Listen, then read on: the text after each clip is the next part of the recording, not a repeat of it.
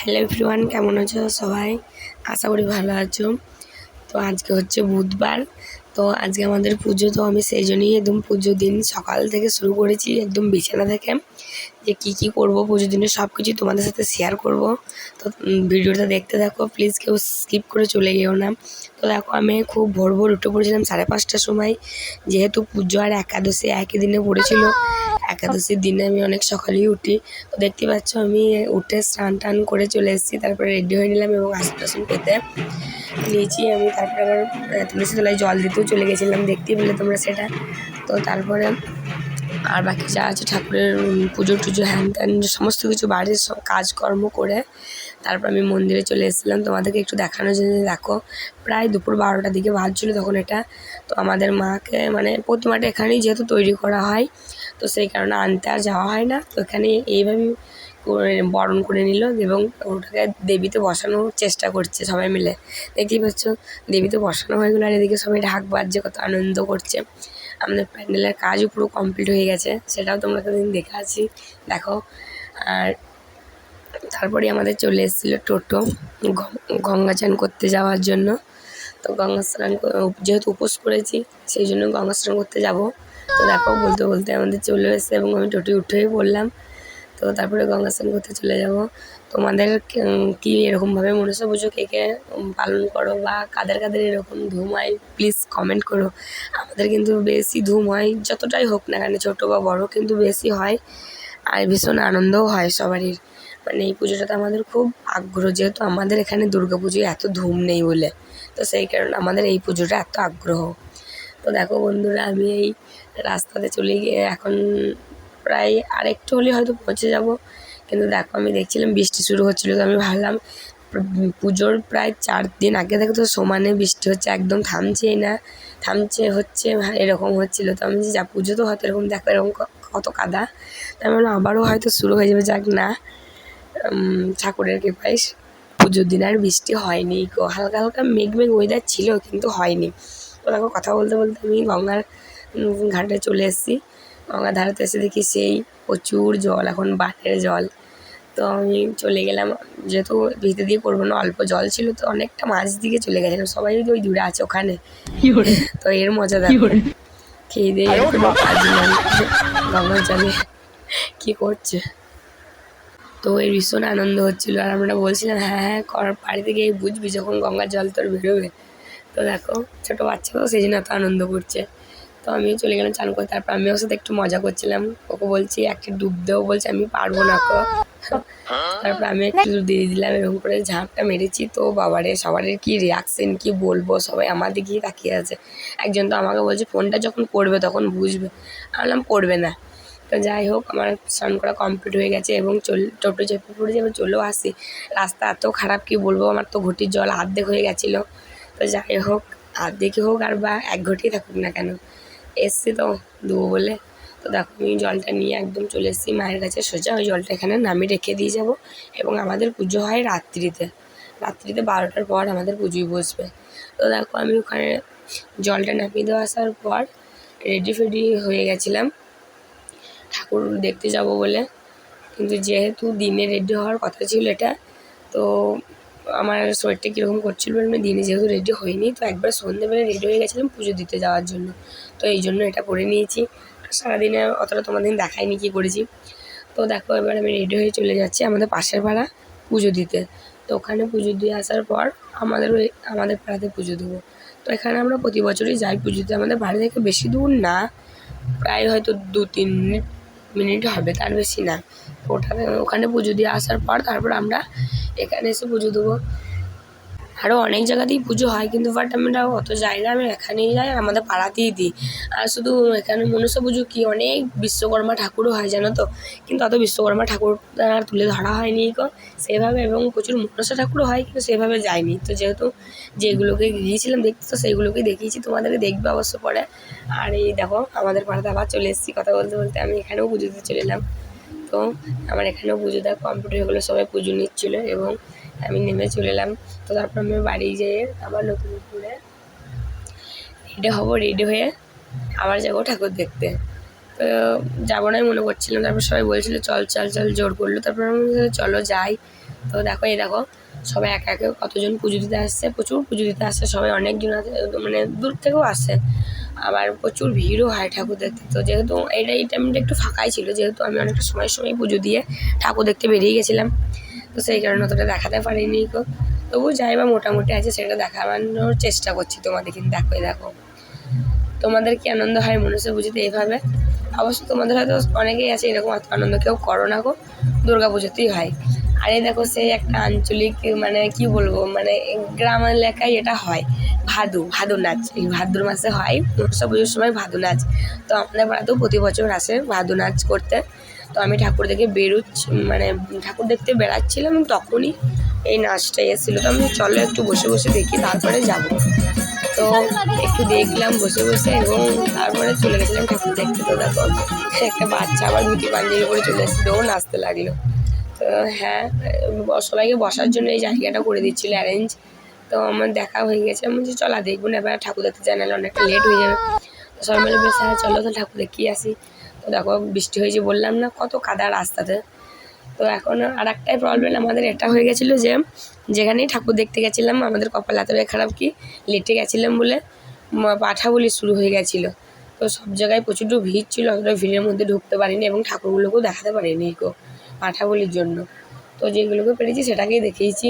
তো দেখো আমি আবারও ওইখান থেকে এসে আর এক জায়গাও চলে এসেছি ঠাকুর দেখতে। তো ওখানেও দেখছিলাম পাঠা বলি হচ্ছিলো এবং সেম আর এক জায়গায় যেখানে যাবো সেখানেও পাঠা বলি হচ্ছিলো। আর এই দেখো আমাদের গ্রামের লাইটিং, মানে প্রত্যেকটা জায়গাতেই এরকম এরকম করে লাইটিংটা করে এই পুজোতে। আর একটাই হয় জগদ্ধাত্রী পুজোতে, গোটা গ্রামে লাইটিং হয়। কে কে জানো জানি না যে আমাদের গ্রামে জগদ্ধাত্রী পুজো হয়, তোমরা সবাই এসো জগদ্ধাত্রী পুজো দেখতে। তো দেখো আমি এখানেও চলে এসেছি, তো এখানেও পাঠা বলেছে দেখিয়ে দিলাম নিশ্চয় যে আগ বলি হচ্ছিলো, এটা প্রায় লাস্ট বলি, মানে আগ বলি হলেই শেষ। তো এগুলো হলো আমাদের পাড়ার লাইট, এগুলো যেগুলোকে দেখাচ্ছি। তো আমাদের পাড়া থেকে সোজা চলে গিয়েছিলাম যে পাড়াতে পুজো দিতে গিয়েছিলাম, ওই পাড়া ঠাকুরটা দেখে লাস্ট, আর কোথাও যাইনি গো দেখতে। আর হ্যাঁ, আমার গলার ভয়েসটা এত খারাপ হয়ে গিয়েছে কি বলবো, মনে হচ্ছে কথাই বেরোচ্ছে না। কার কার সাথে এরকম হয় কমেন্ট করো যে রাত্রি জাগলে গলার ভয়েস খারাপ হয়ে যায়। আমার কিন্তু খুবই হয়, গলার মানে আওয়াজই বেরোতে চায় না, এরকমটা হয় কেন কে জানি না গো। রাত্রি জাগা আমার পক্ষে মানে সম্ভব হয় না, এরকমটাই হয়। তো তাও আমি 1 ঘন্টা মতো ঘুমিয়েছিলাম। তো দেখো আমি চলে এসেছিলাম এইদিকে দেখতে। তো দেখছি আমার যে পাশের পাড়াটা পুজো দিয়েছিলাম ওদেরই ওখানে মানে একটা নাচের অনুষ্ঠান হচ্ছিলো। আর এটা হলো আমাদের পাড়ার সবচাইতে হাইয়েস্ট গেট, মানে বড়। তো তারপরে আমি ওই নাচের অনুষ্ঠানটা কিছুক্ষণ দেখলাম, আমরা বাচ্চা ছেলেগুলো নাচছিল, ওদেরও ওরা একটা অ্যারেঞ্জমেন্ট করেছে, একটা মানে নাচ অনেক কিছুই হচ্ছিলো ওদের। তো আরও হবে, কালকে গান আছে, বাউল, অনেক রকমই মানে অনুষ্ঠান আছে। তো দেখো বেশ ভালোই লাগছিল ওদের নাচটা। তো নাচটা দেখার পর আমরা চলে গেছিলাম ওদের ওইদিকে ঠাকুর দেখতে, এবং ওখানে ঠাকুরটা দেখে আমরা আবার বাড়ি চলে যাব, আর কোথাও যাবো না গো। এটা হচ্ছে ওই পাশের পাড়ার গেটটা এবং ওদের লাইটিং এগুলো। আর এটা আমাদের চৌরাঙ্গীর মোড়। সেই একটা ভিডিওতে বলেছি তোমাদেরকে, তোমরা হয়তো দেখলে বুঝতে পারবে। তো এই চৌরাঙ্গীর মোড় থেকে একবারে সোজাই চলে যাব, দেখছো এটা আমাদের পাশের পাড়া। তো ওখানেই চলে গেছিলাম পুজো দেখতে। এখানেও বেশি ভিড়, মানে এটা একটু যেহেতু ওপেন জায়গা না, মানে চৌরাঙ্গীর মোড় মানে সব জায়গা দিয়ে যাওয়া হয় এই রাস্তাটা দিয়ে, তো সেই কারণে এখানে একটু বেশি ভিড়। তোমার এই সেই লাইট, এ বলছে আমি ছবি তুলবো, ও বলছে আমি ছবি তুলবো, আমি বলছি আমি তুলবো ছবি। তো সবাই মিলে একটু ছবি তুলে নিলাম, একাও তুলেছিলাম এবং সবাই মিলেও তুলেছিলাম। লাইটিংগুলো দেখতে যেহেতু ভালো লাগছিলো। তো কার কার ভালো লেগেছে এই লাইটগুলো প্লিজ কমেন্ট করো কিন্তু। তো ছবি তোলা আমাদের কমপ্লিট। তো তারপরে আমরা চলে এসেছিলাম মন্দিরের কাছে ঠাকুর দেখতে। তো ঠাকুর দেখে এটা আমার একটা বোন, তো ও একটু হেসে দিল। তো দেখো তারপরে ব্যান্ডপার্টি দাদারা ব্যান্ডপার্টি বাজাচ্ছিলো এবং ওদের ঠাকুরের কাছেও এসেছিলো। এটা এই ঠাকুরটার নাম হলো বুড়িমা। আমাদের প্রধান সূত্রপাত হলো এই ঠাকুরের কাছ থেকে, আমাদের পাড়ার কোনো পুজো হতো না, এই ঠাকুরের কাছ থেকে একটু কাঠামো নিয়ে এসে আমাদের পাড়াতে ফার্স্ট প্রতিষ্ঠা করে। অনেক আগে, এটা আমার জন্মের আগেরও হয় এই পুজোটা, আমি জন্ম হয়ে দেখছি এই পুজো। তো তখন থেকেই আমাদের পাড়াতে এই পুজোটা হচ্ছিলো। তোমাদেরকে দেখিয়ে দিলাম যে দেখো বন্ধুরা প্রায় রাত্রি 10টা বেজে গেল আমাদের বাড়ি ফিরতে, বেশি লেট করি নাই তাও। আর এটা হলো সেই যাদের পাড়াতে বললাম না ঠাকুর দেখতে গেছিলাম, সেই পাড়ারই লোক। ওদের একটা নিয়ম আছে যে ওদের পাড়া থেকে এইভাবে বাজনা বাজিয়ে এসে আমাদের পুকুর ঘাটে, মানে আমাদের মন্দিরের পিছনের পুকুর ঘাটে এসে ওরা ঘট ভরে নিয়ে যাবে। আর ওদের ঘরটা ভরতে আসবে প্রায় 11:30 দিকে আসে, 12টা বেজে যায় ওদের এখান থেকে যেতে। তো ওদের ঘট গিয়ে ভরে নিয়ে গিয়ে বসবে, পুজোয় বসবে। তো তারপরে আমাদের পুরোহিত মশাই ঘট ভরবে এবং আমাদের পুজো শুরু হবে, তার আগে কখনোই হবে না। এটা একটা আমাদের রিচুয়াল বললেই পারো, মানে বলতে পারো। যেহেতু বুড়িমার কাছ থেকে এই কাঠামো নিয়ে আসা, সেই কারণে বুড়িমা যদি পুজোয় না বসে তো আমাদেরও মায়ের পুজোয় বসে না কো। তো ওরা চলে এসছে এই ঘট ভরতে, কি ভিড় দেখছো।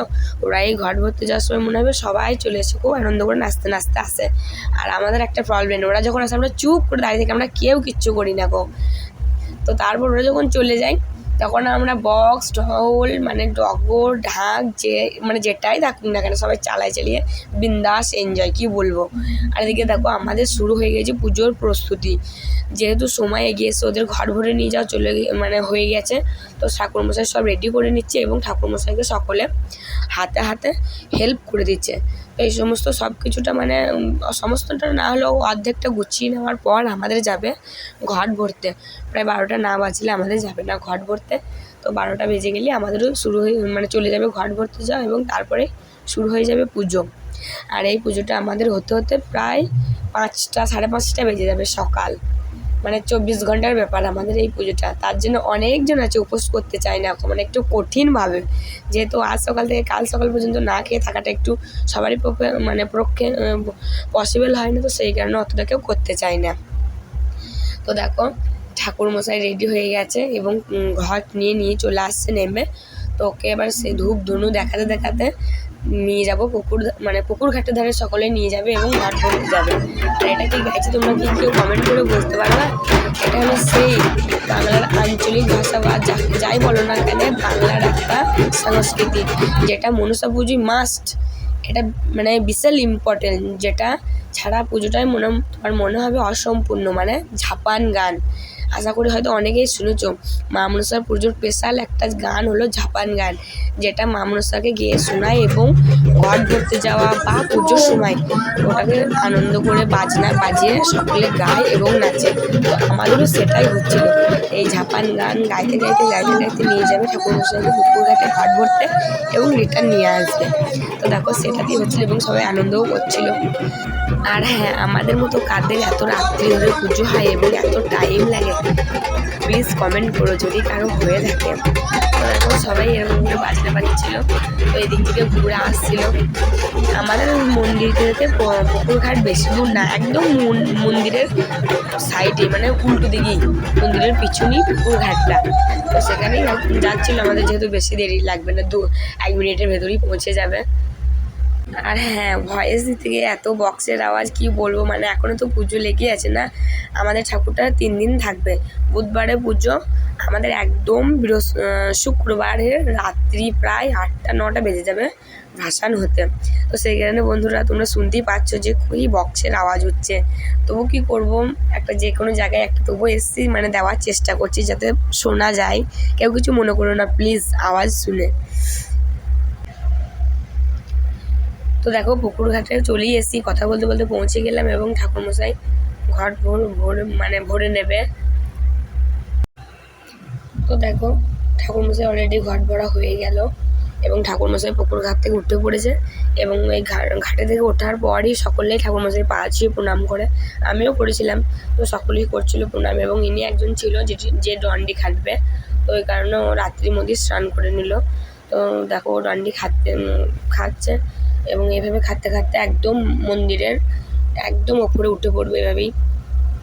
মানে আসলে হয়তো ওর মানত ছিল, এবং অনেকে অনেক কিছুই মানত করে আমাদের এই মায়ের কাছে।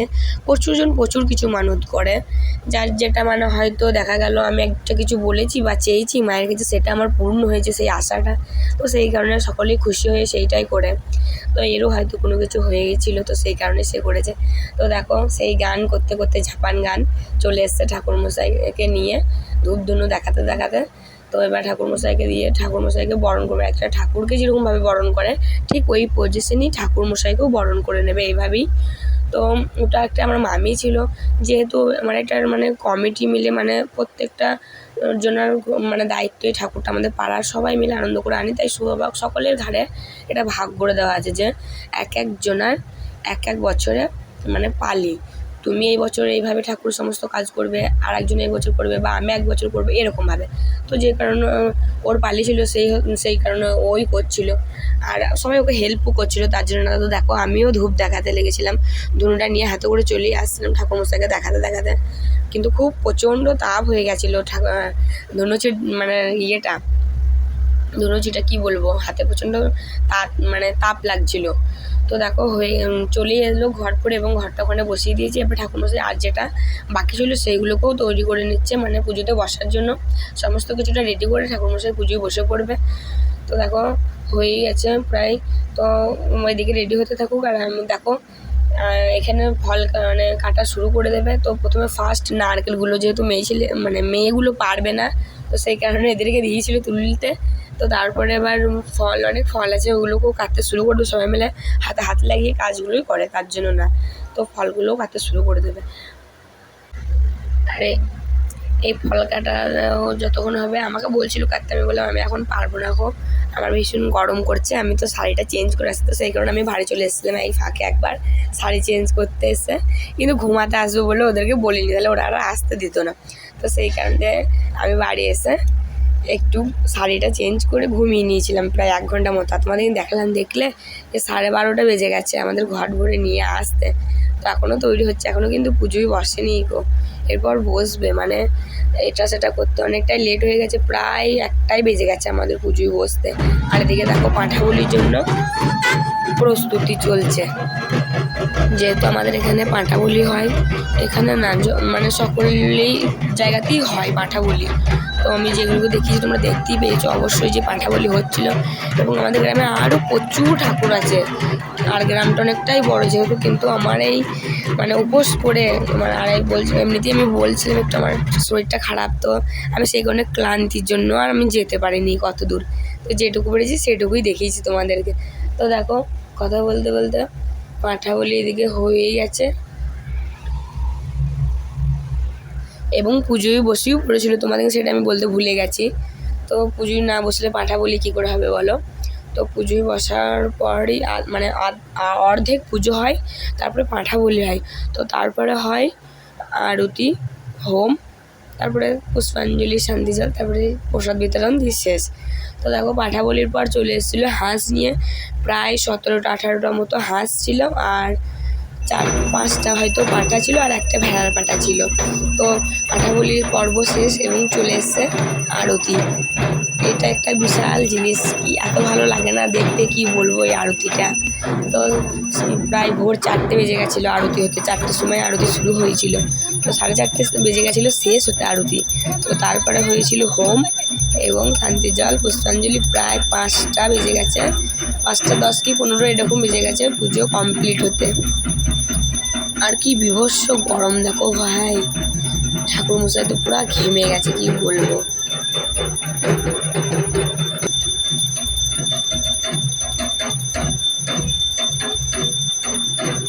সরি বন্ধুরা, ভুল বলেছি, আরও 3:35 এরকমের শুরু হয়েছিল, কিন্তু 4:30 না, কিন্তু সব কিছু মিলিয়ে 5টাই বেজে গেছিলো আমাদের প্রসাদ নিয়ে বাড়ি আসতে এবং জল খেতে। তখন আমি যখন প্রসাদ খেলাম তখন বাজছিল 5:15।